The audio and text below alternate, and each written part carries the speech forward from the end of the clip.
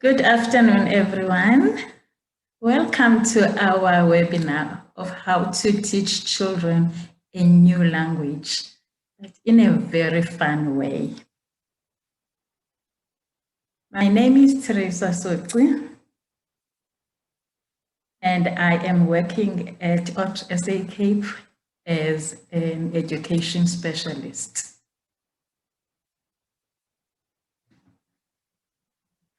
I have a passion for this webinar because of several things.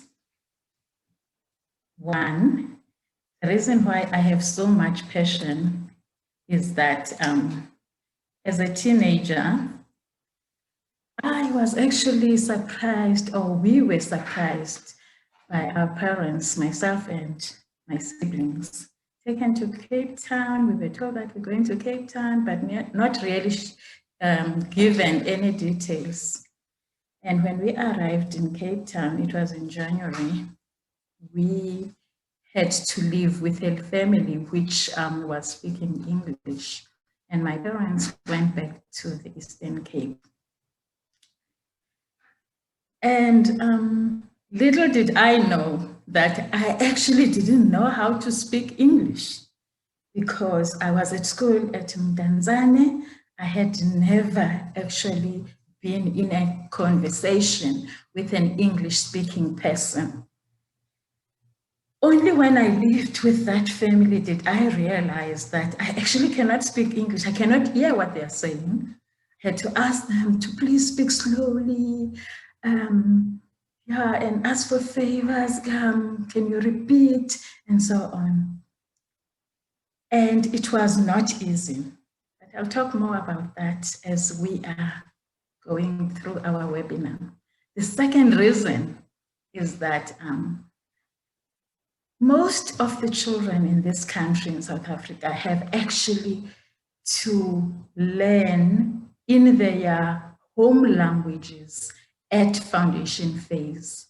And then they have to change their home language, which is a language of learning and teaching in the foundation phase, to actually a new LOLT. And most of them, that LOLT is English. In some cases, maybe it varies, but most of them have to change to English. I just cannot think how they actually manage. I cannot think how the teachers of grade 4 actually manage to get that curriculum through to them as they are expected to be learning in English. And I just thought, you know what, let us stop complaining and do something about it. And that is why actually this webinar. Before I start actually into the actual of what I'm going to talk about, let us just look at the housekeeping rules. This webinar is for 60 minutes. And that 60 minutes actually include question and answer session. But that session will be at the end. If you have any questions, please ask in the chat section. And please remain on mute. This webinar is also recorded, so everyone who is registered here will actually get a link of this webinar via email. Let us enjoy together. Before everything else, this question that I am actually going to ask now, I am asking it to teachers of foundation phase and ECD. And my question is, what percentage of learners in your class do not speak English at home, but will need English as language of learning and teaching, at least by grade 4 level? Ingaba yeyiphi percentage eklasini yakho apho abafundi are actually not speaking English emakhaya, bathetha isiXhosa, bathetha isiVenda, and so on. But xa befika ku grade 4 funeka batshintshe. Cela utishara mabavote. Abanye abantu masibesibukela nje. So sisalindile, please votani otishara baka ECD, otishara baka grades. But ECD otishara baka grade 1 to 3. Siyabona kuyavotwa. Kuyavotwa. Kuyavotwa. Kuyavotwa. 44% yenu siyavota. People are voting. People are voting. Please keep on voting. Keep on voting if you are a teacher and you are in already. You want to know what percentage of learners in your class do not speak English at home, but will need English as language of learning and teaching, at least by grade 4 level. Abasthethi isilungu ekhaya. But xa grade 4, at least, or before that, funeka batshintshe bafunde ngesilungu. Yeyiphi percentage eklasini yakho?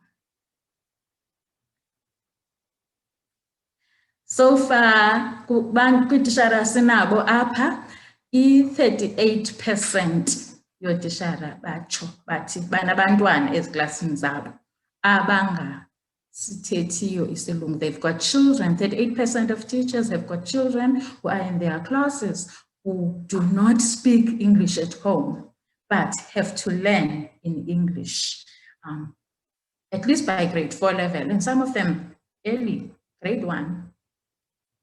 Okay, thank you very much for sharing.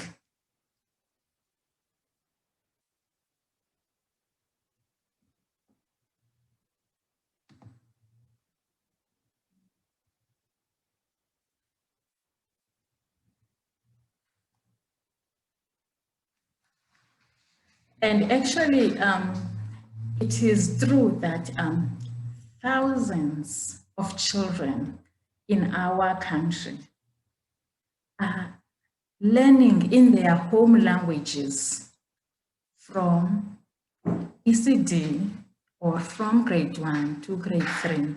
But by the time they get to grade 4, they have to change and learn in English. And that is why we actually did this.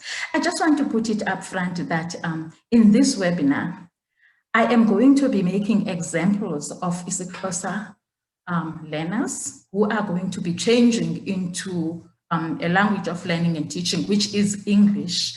And then I'm going to be using English as the target language.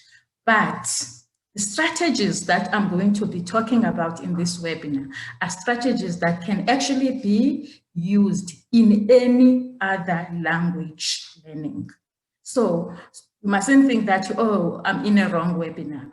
These strategies can be implemented in other languages as well. But I'm Xhosa speaking, and it becomes natural for me to be thinking from a Xhosa point of view and making that kind of example. But teachers who are having African-speaking learners in their classrooms, but they have to change into English as their language of learning and teachers, strategies apply anywhere else in the world when the children have to learn a new language. So the example of my target language here is English. And the example of my home language that I'm using here is isiXhosa, but that is just an example. And then I am going to be saying upfront, this webinar is looking at how we can actually immerse children in a new language. So we're going to be talking about immersion. How can we immerse children in a new language? When I gave you an example earlier on of myself and my siblings who were left with a English-speaking family in Cape Town, we were actually immersed in a new language, which was English. That means that we were like swimming in the English language because we were speaking English all the time with the family that we were with. When we went to school, then we were learning in English. And when we went to church, we were listening to the service in English. So we were immersed in the new language. It was not easy because when we came to Cape Town, I was in my late teens.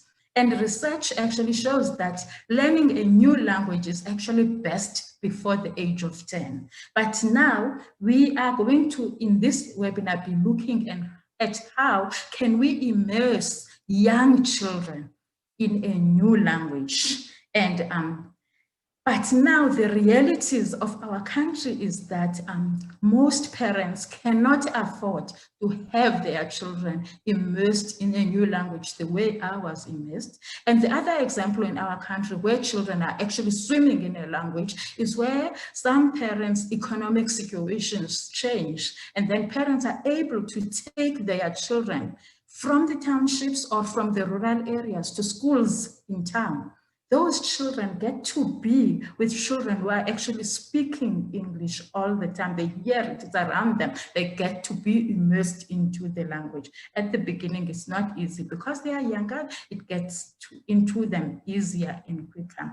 And I'm not saying that when you are old, you are not going to be able to learn. You are going to, but for young children, it is much, much easier.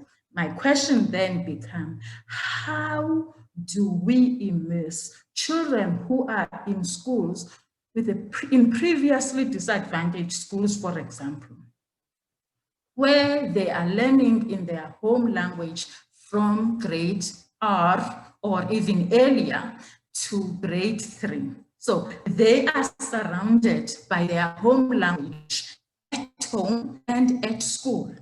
How do we make sure that they get that immersion, meaning that they get to be swimming in the new language? We can only do this during the time slot of that particular language. So a parent can, for example, create that time at home for children to be immersed in this new language. It doesn't mean that you must speak English to your child all the time, but you create that time. And there are many kinds of language immersions, but I'm going to be talking only about 2. The first one is called total immersion. And total immersion is the one that I talked about, where children are moving from the townships or from rural areas, and they get taken into the schools in town because their parents can afford. Or the immersion that I got at my late teens, where I was immersed in a language, but it was a bit too late. It was a bit late, but not too late. But it was not that easy to learn the language, because of the immersion where we had no option but to learn this language. We just had to swim, not sink in the language. But the question becomes, what about thousands and thousands of children whose parents cannot afford this? How do we immerse them in this new language? That is the question that we are trying to answer during this webinar. And that one is called two-way immersion, where the children are swimming already. They are in the schools that are English speaking. That is total immersion. So they are being immersed in the target language. They're sharing the target language all the time at school. They only go back home and then they can speak the other language. So at least they are spending many hours at school hearing the English language. But then we have the other children whose parents cannot afford this. And they are in schools where they are learning in their home languages at the beginning, which is a good thing. But then they have to change at grade 4 level and learn in English. How do we then immerse them? And that is called a two-way immersion. The other name for a two-way immersion is dual immersion. So I will be speaking a lot more on dual immersion. During this dual immersion or two-way immersion, please avoid giving grammatical explanations to young children. I'm particularly talking about immersion of young children.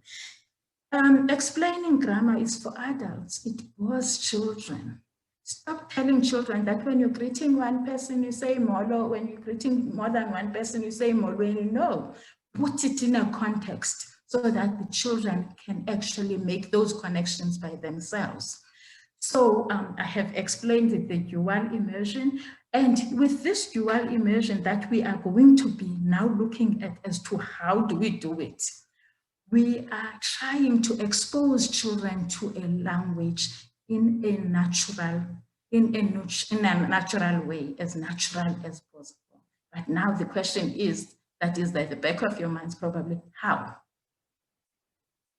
We must just remember that research has shown that children who are under the age of 6, they find it difficult to concentrate for more than 20 minutes. So therefore, we as immersers, teachers, people who immerse the children, we have to ensure that we prepare activities that are fun, prepare activities that are interesting, prepare activities that are playful for them so that they can actually enjoy learning this new language, because we want it to be as natural as possible. Remember, children love to play. We as adults, our jobs are to go to our work and we do what we do, but children's jobs is playing. And what a nice way to teach children while they are playing. They don't even know that they are learning, but they're actually learning. Only later on in their lives will they realize that, oh, when we were singing that song, teacher was actually teaching us something. So we must remember that children, when they are young, at their ages of 6 and younger than that, they are at tender ages. Their brains are developing. They're born with the brains, but the brains are developing. But it's the duty of us as teachers and parents to ensure that those brains develop the way they were supposed to be developed. We must remember, in those brains, there are neurons which are making connections, and these connections are forming synapses. And the synaptic connections in a child's brain is double the synaptic connections in an adult's brain. And these multiple connections make children to be able to learn easily. When children are at their tender age, their brains are like sponges. They suck information. They suck information. But we as teachers and parents have to make sure that we allow that to happen by playing with them, having fun with them, teaching them new things, and those connections will be making. Look at these two diagrams. These two diagrams are showing the synaptic connections of a 6-year-old and one of a 14-year-old. Can you see how dense the 6-year-old one is compared to the 14-year-old? Because the 6-year-olds are having fun, they are playing there.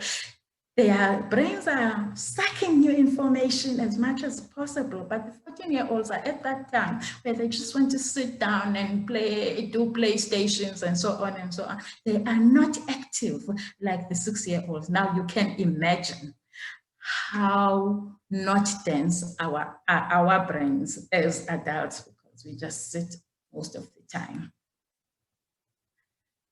While we are teaching new language or anything else to young children, we must remember that repetition is very important. But when I'm saying repetition, I do not mean that if we are teaching children about, for example, we say, what is this? This is a cat. Cat. No, I don't mean that kind of repetition. When we do repetition, we must put vocabulary or words in different contexts, in contexts that are applicable to what we are teaching. You are going to see in this webinar how we are going to be using same vocabulary and adding up so that children can learn through repetition. So the trick is variation. So when we are teaching new vocabulary, we vary context according to what you want to teach, and you are going to see. Let me just put it up front that in this webinar of how we want to immerse children in a new language, there are basically 4 tools that I want to look at. It's not all the tools that can be used. You can have other tools, but I will be looking at these 4. First one is how can we teach children using songs? How can we teach children new language using poems? How can we teach children using games? And how can we teach children new language using stories? While we are doing that, we are going to be using a method that is called total physical response, TPR. Teachers, you are reminded about TPR. Now, what is TPR? TPR is where a teacher or a parent will, for example, be giving an instruction to a child, and then a child does as instructed. Like, for example, come here, John. John comes, and then say, John, read. And then John starts reading. That's a TPR method. But we are going to use that method, but not only that method, but it's a very easy method to use, especially in teaching a new language. We will be using other methods as well. But I just wanted to remind teachers, TPR is actually in your CAPS document on page 14 of the first additional language foundation phase. We said that one of our tools is going to be using is how we can use a song. I just want to say, teachers and parents, that when you are singing a song while you want to teach a language, just bear at the back of your mind that every song sung, every game played, if you are going to play a game, every poem recited, if you are going to let a child recite a poem, those things must be leading to a new language, that is language skills that are built. It mustn't be just random.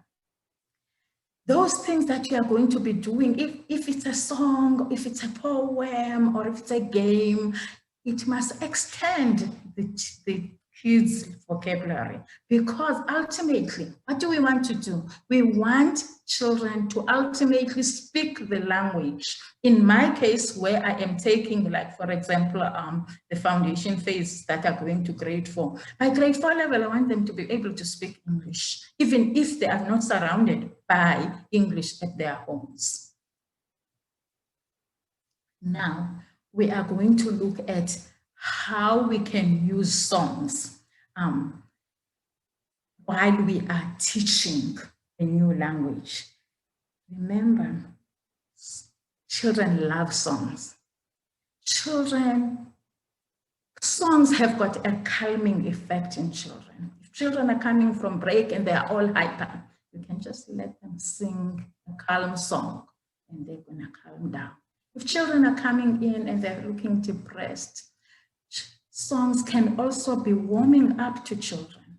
So you can cheer them up with a song and they will be loving it.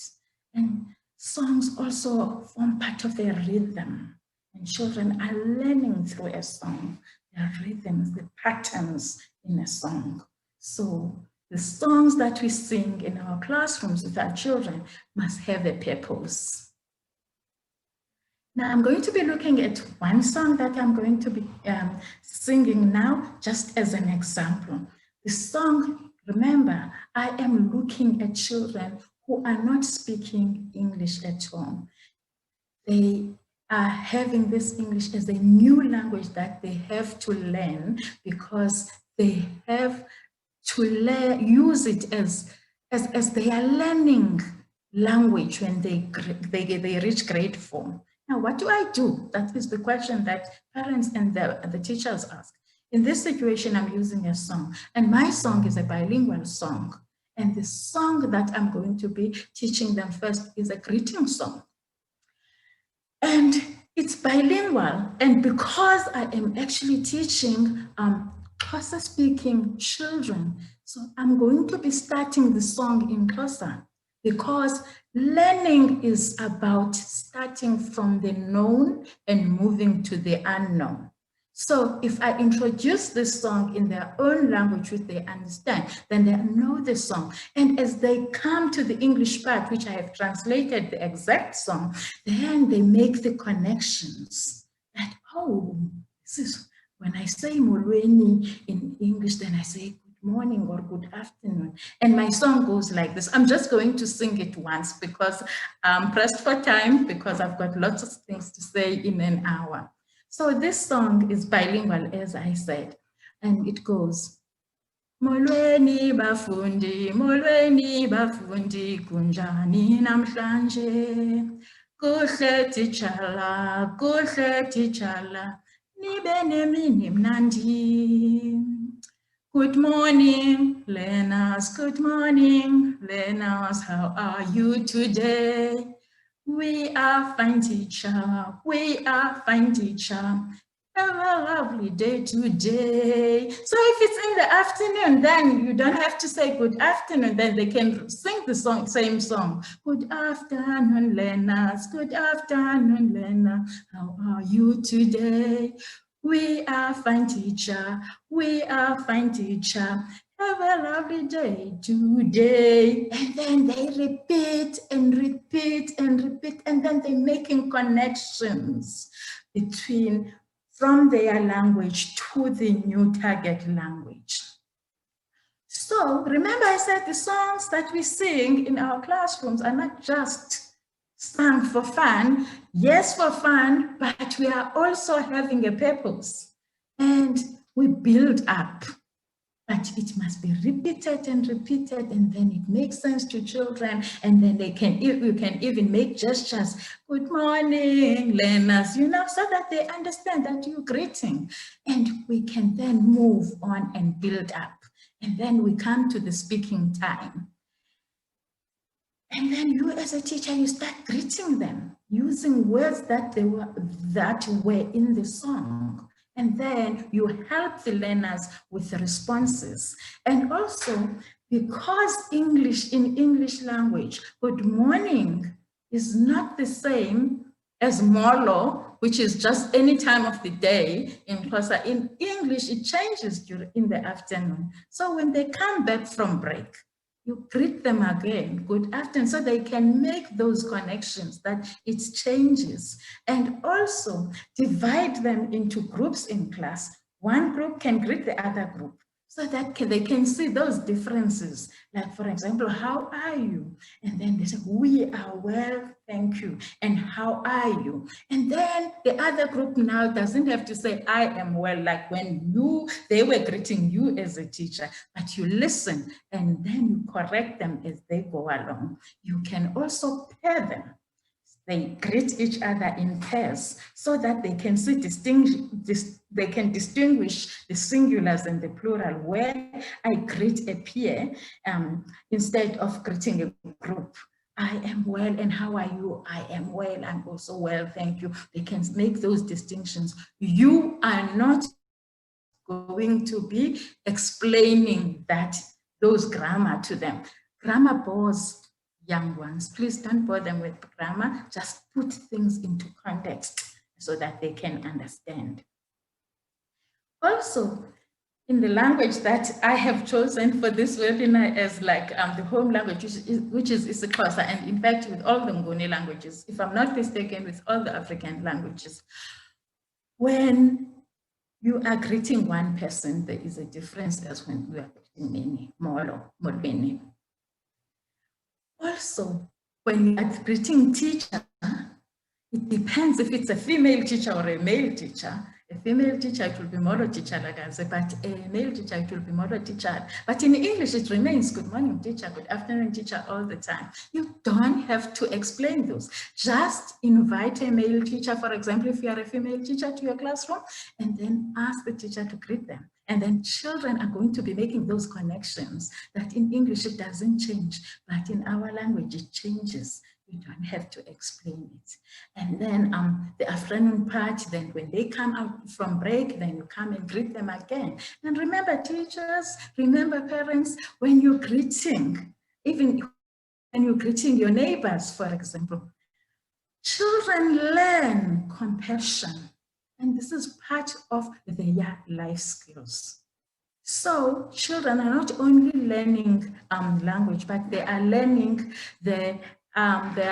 also life skill, another subject of theirs. And you can even make a situation where you make it dark in the classroom, and then you say, let's pretend that it's at night.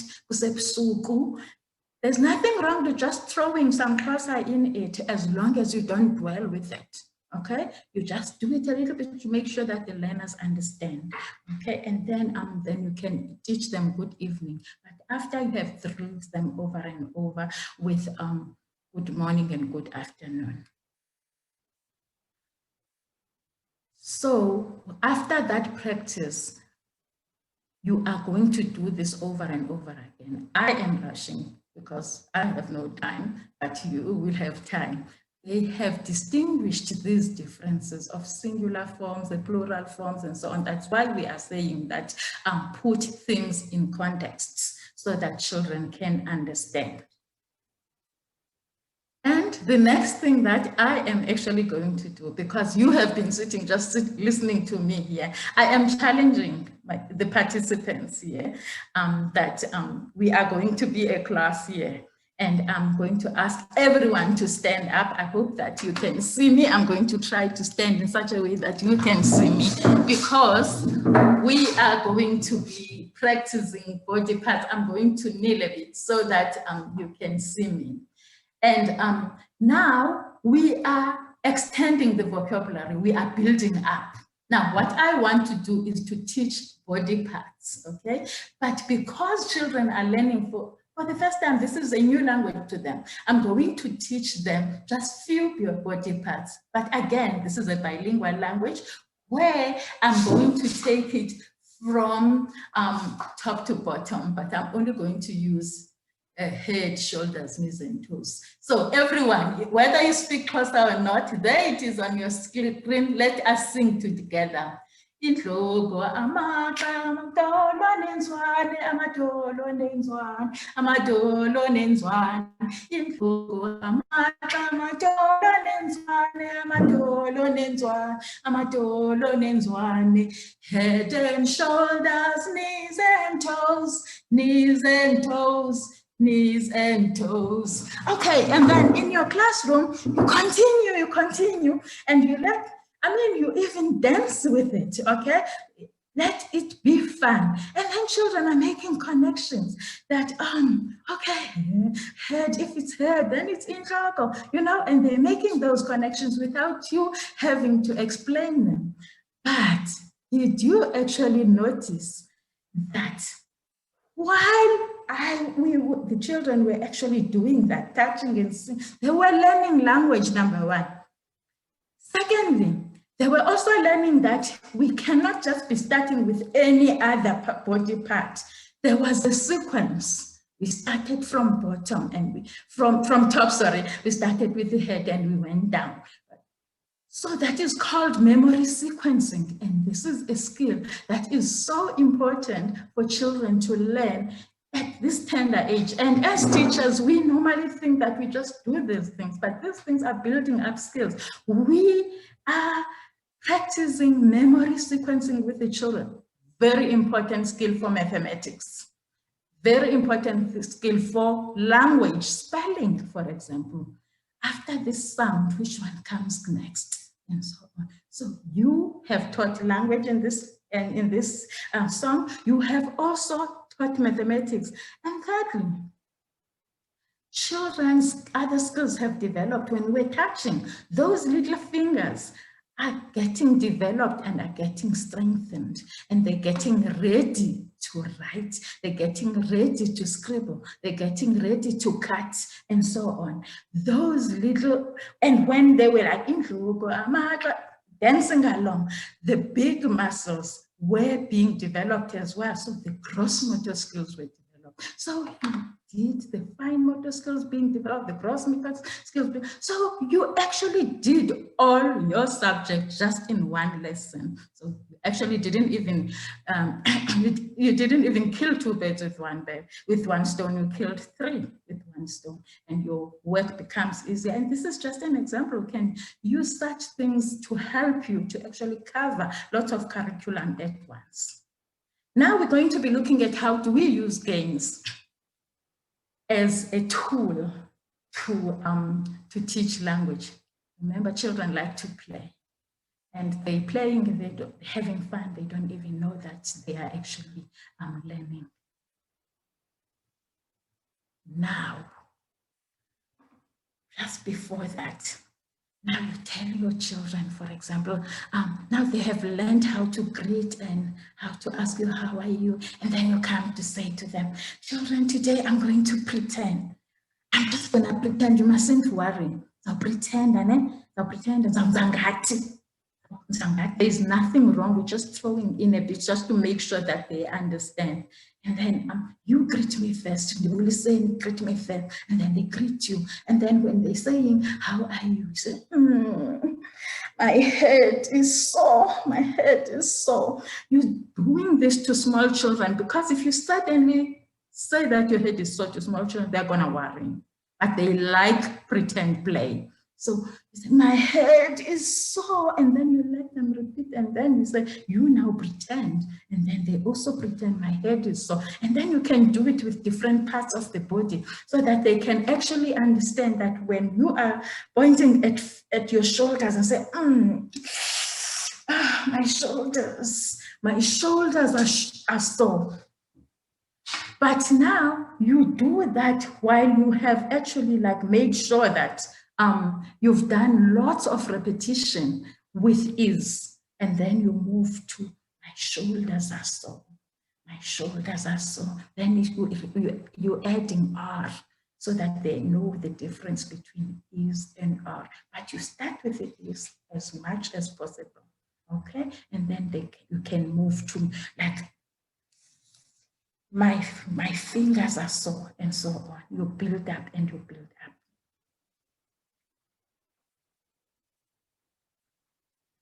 Now we're going to have to look quickly. I'm so sorry I don't have much time because we could just have fun with all this. Now let's look at how we can use poems as a tool to teach new language. You know what? When we're still children, we were at school, I would hear what I heard from what my teachers were saying. They said, "Mustn't any recitation." I'm like as I grow up and I try to understand, what is a recitation? It's like a recitation. But anyway, yeah, let us do this poem for reasons again. Not just get up, just do that, unomasele. No, have a reason why you are teaching your children unomasele. Okay, it must be based into what you want to teach. And my poem is called All About Me. It's a build up to the body parts that I just did. Okay, and this poem is called All About Me. And while you're doing it, you make sure that the children understand. They mustn't just recite or memorize. They must understand what you're actually doing. So the poem is all about me. All about me. 10 little fingers, 10 little toes, 2 little ears, and 1 little nose. 2 little eyes that shine so bright. 2 little lips to kiss you good night. And then you repeat and you make sure that the children understand. And you don't have to do everything at once. You just take the first stanza first and go into it with the kids so that they actually understand what you are doing. Because if you notice, you have added other parts of the body in this poem from what you taught earlier on. Make sure that they understand. Also, now when they can actually now memorize it, you come into the classroom and you say, all about me. And then you go 10 little fingers, and then they go on and on. And then in the middle of that, you say, and then they're gonna hear. Some of them will say 5, will say 10 little fingers. You say, Like, oh, 5 little fingers. Yes, 5 little fingers. And then now children are understanding numbers. So number concept kicks in there. So again, children are learning other subjects in the language class. So your numbers are kicking in. The understanding. Often I've heard parents saying, young children, and my child is so clever, can count, and you say, let her count for you, and then they count 1, 2, 3, 4, 5, 6, 7, 8, 9, 10. you know what? That doesn't mean anything. They don't understand it. But now if you're doing it like we did in the poem, they get to understand the numbers, okay? Again, that poem was about the body parts, which is part of their life skill. Again, you have actually beaten 3 birds with 1 stone. Many birds actually, because there are lots of other skills that have been built in. The gross motor skills again, and many others. The fine motor skills are in that poem as well. Now we move into we move into games because we're with poems. How do we use games as a tool to teach in our classrooms? Children love playing. I said earlier, they are going to be learning without even knowing that they are learning. Now, because now this is a game and it's totally different from what I've taught before. As a teacher, you know, I know, as a parent, I know what my child knows already. I know what I have helped her or him in already. So I know the vocabulary that they have. So what you do is you pre-teach the vocabulary that you you think that they don't know. Pre-teach it. Because it's not going to be nice that they play a game and they don't even understand what it means. So, for example, in my one, what I have done is I have brought props of the things that I think that they're not going to know in the game. Like, for example, I can show you them. Look, what is this? And they say, cat. And then maybe some will say cat, and then you ask, cat, and then they get to know cat is a cat. You pre-teach them, look at that, and maybe they're not gonna know. A mouse, and then you teach it, you make sure that they understand it, and then you teach again the other vocabulary that is in the game that they don't know. For example, in this game, there's going to be chasing, so you can call them and then call one child and then you ask the child to run and then you explain that, like for example, there is my mouse is running, run. The mouse is running, and then come here, the cat runs, run. Then they can see it. But now here is the mouse. The mouse run, and the cat chasing the mouse. Chase is chasing them out. So you are teaching the language that is going to be in the game so that children can understand by the time they go into the game. So you can also use TPR and just call the children and then ask the child, run, the other one to run, and you ask the other one to chase. Remember, we said TPR, which is total physical response, is where you ask someone to do something and the person does as you ask them to do. And so you can practice that TPR inside the classroom before they start the game itself. And actually the game that I'm teaching my children, remember I started by pre-teaching what they don't know. It's a game Immerse, which is a Impukuneka game. And this game is actually sung. So usually people are in a circle. So I'm going to take my learners outside the classroom. But because it's COVID, guys, let them social distance outside. They take them to the field, let them social distance, let them put gloves on. And then you have the whole class in a circle, and then the class can choose 2 people and two learners. One can be a mouse and the other one can be a cat. And then now, before you even go outside, you teach them the song inside the classroom just to make sure that everybody knows it. Because now you have also added an English part in this song. It never used to have an English part, I added it, okay? And then the song goes like this. Impukunekatizi awalekana, impukunekatizi awalekana, ziti miau, miau ziti miau, miau, miau ziti miau, miau ziti miau, miau, miau. A mouse and a cat are chasing each other. A mouse and a cat are chasing each other. Meow, meow, meow, meow, meow, meow, meow, meow, meow. Now, once children actually get it, especially the English part, because that's what they didn't know. You take them outside and then they form that circle and they social distance, and then there's going to be a mouse and a cat, and then the mouse will be running in between the other children, and then the cat will be chasing the mouse. Okay, and it's fun, and children are going to be having fun. They've added so much vocabulary in a very, very fine way. And guess what? My game actually leads to the story. And I just want to put it up front, participants, that I'm going to just touch on the story because of the whole time factor, where I'm going to be telling the story. It's a mouse and a cat story. But I'm not going to be going into many other things that I could do with this story, because we will be having more webinars next year. Watch out. So I'm going to just touch on it. We will be having other webinars, which are not just this one, other webinars which are also educational. Look out for Board SA Cape webinars. But let us go to my story. Remember, I said this is the story of a mouse and a cat as well. So again, I'm not going to go back into pre-teaching. I've already talked about. Again, there is new vocabulary in this story that is not in the game. You pre-teach it.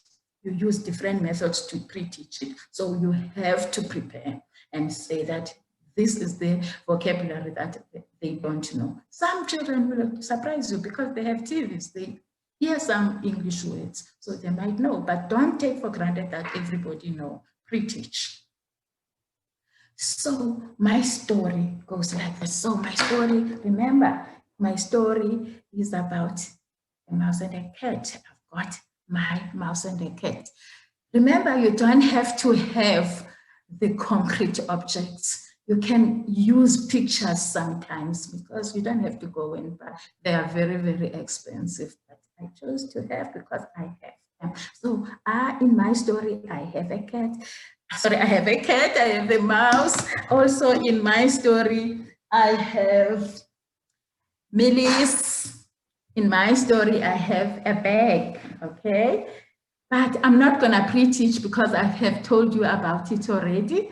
Okay, I have a bag, and so my story goes like this. By the way, class, my mouse is a girl mouse. And then make sure that they understand what girl is and says, all girls stand up. TPR again, total physical response. They stand up. All boys stand up, boys stand up. Okay, you make sure that they know what you're talking about. My mouse is a girl mouse, and my cat is a boy mouse. Okay, and you can do it the other way around. I made up this story. Okay, now, what happens? A girl mouse, my girl mouse, it jumps into the bag, and in the bag, there's Millis. Millis, oh, mouse love Millis, I love that. Oh, yummy, she said, yummy, it's nice. That's eating the Millis. Oh, now the girl mouse is full. The girl mouse is full, okay? The stomach is big. Oh, okay, it's full. And then the girl mouse falls asleep and then snores. Snores. Oh, what happens then? The boy mouse hears the snoring. Yeah, Eva. Hears the snoring. And sees the mouse. He sees the mouse in the bag. Remember, the mouse is in the bag. He sees the mouse. The mouse jumps out of the bag. Jumps out of the bag. The mouse jumps out. Runs away. But the cat runs too. The mouse runs, and then the cat runs too. He chases the mouse. The mouse runs so fast. She gets out. And then the mouse is gone. The mouse is gone. Remember, I can do so much about this story, but you because of time, I can't. And there are such stories online.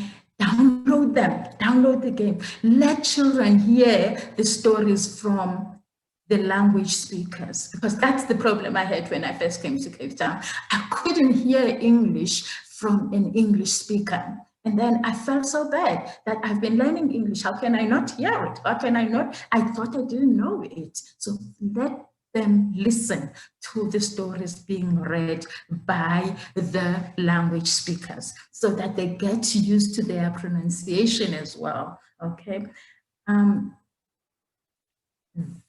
Remember I said I could do so much. Teachers know.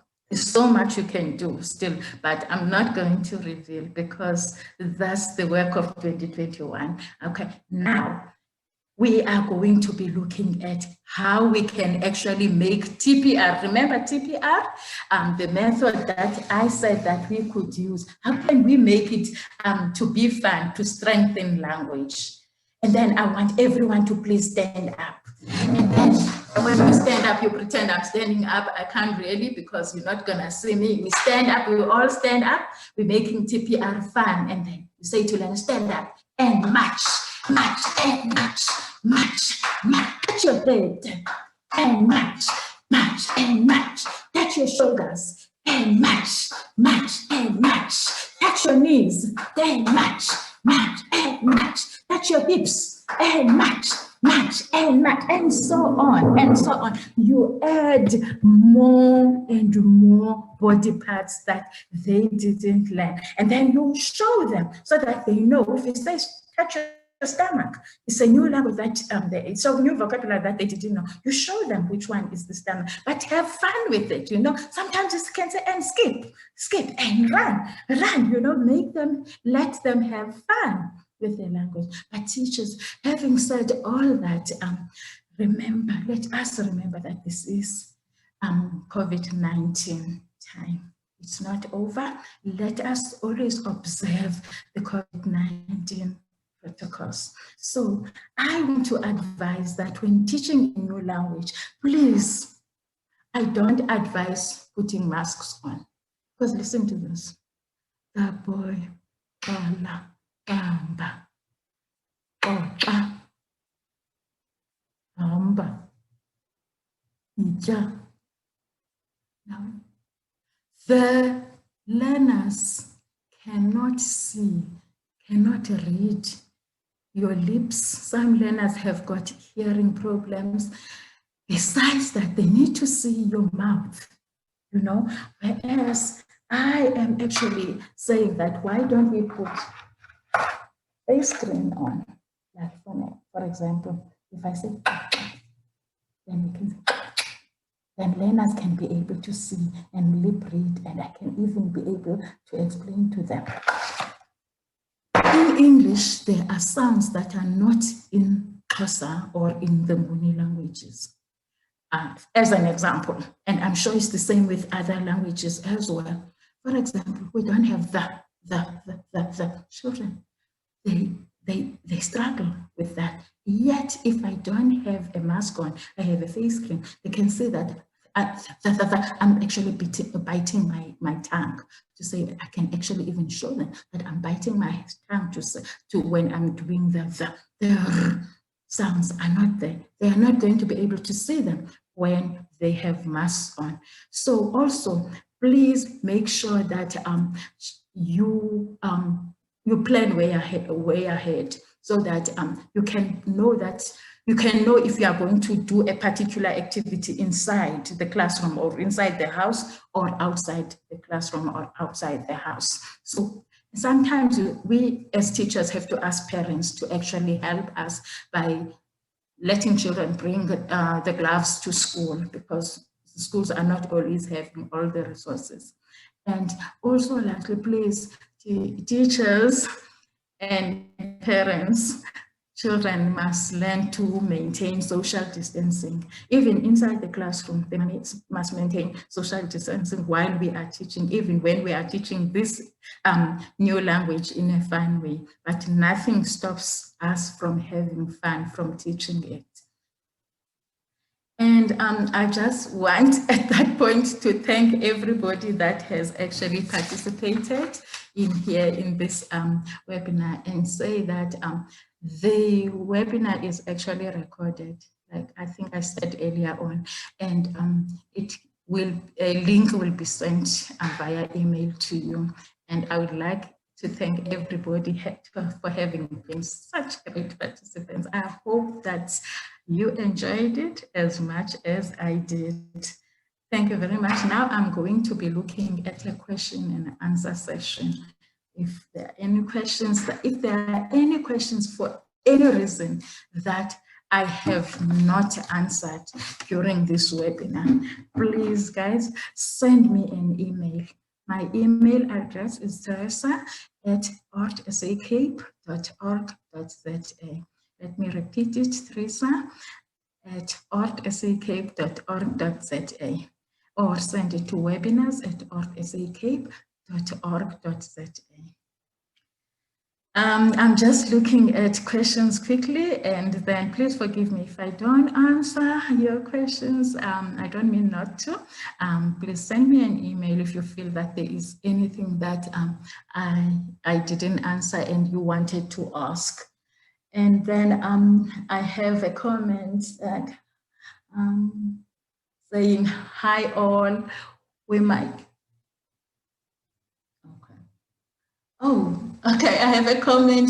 People saying that, thanks, Teresa. I really enjoyed the lesson. Please, if you have anything to share with me, please share with me. I hope that everybody enjoyed. And I was sort of galloping at the end because I felt that I needed to give this time for questions and answers.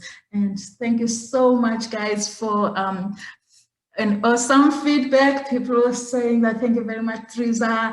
Great webinar, very interested. I am hoping that teachers and parents, you are going to go and implement and contact us at ORTSA Cape. We are here, we are an educational NGO that we want to make change, we want to assist. We're all in the classrooms. We know how it feels, teachers. We are here to assist and also learn from you. We want to learn from those classrooms. I have a very informative webinar. This is a very, thank you very much, guys. I really wish I had more time, but again, I actually was begging for more time, but it was like, no, people won't want to come if it's too long, which I understand. I wish I could just go into many things deeper and deeper and explain more and more. And I'm happy that everybody actually most people enjoyed. I hope that everybody, please, I see my sister raising a hand there. Hey, and I know my children are also watching here, and my nephews and nieces. My friend Renee, thank you very much. Oh, you know, my children I can see, and everyone else that I probably don't even know. I'm so happy that people actually enjoyed. Yeah, it's not easy to be talking to people while they are not in front of you, but I had to just pretend to be seeing everybody. Much appreciated, Teresa. Oh my gosh, thank you so much, guys. I'm so happy. And then there is a remark. Thank you so much. This issue of the shift into grade 4 to English, such a stumbling block. This is a great start for teachers. Yes, I know. And you know, at one point I was talking to a friend of mine who is at the Department of Education. I'm not going to name names, and saying, shouldn't the policy be reviewed? But you know, I'm not. But the fact of the matter is that parents want their children to be learning in English. And I totally understand. I also sent my children to English schools, so I cannot be a hypocrite. And I understand English is an economic language. So we want children to be able to grab opportunities. So I thought about the question is, how do we then in our classrooms make sure that kids are ready or are almost ready, because when they get to grade 4, they get into the content that have got technical language. And if they cannot at least speak the language, how are they expected to learn? Thank you very, very much. I see Rizia saying thank you very much. Wow, great, thank you. And I am thanking everybody who has been in this webinar. Please share with your colleagues, people, please share, because you will be getting the recording of this webinar so that people can be able to join us in our future webinars. Those people who might have joined, or earlier on, they might have joined the webinars of the perceptual skills. You heard me now and then referring to skills that were being developed during this language lesson. I'm so happy everybody enjoyed. I hear people say it's very, see people are saying very informative, great, and I am blown away.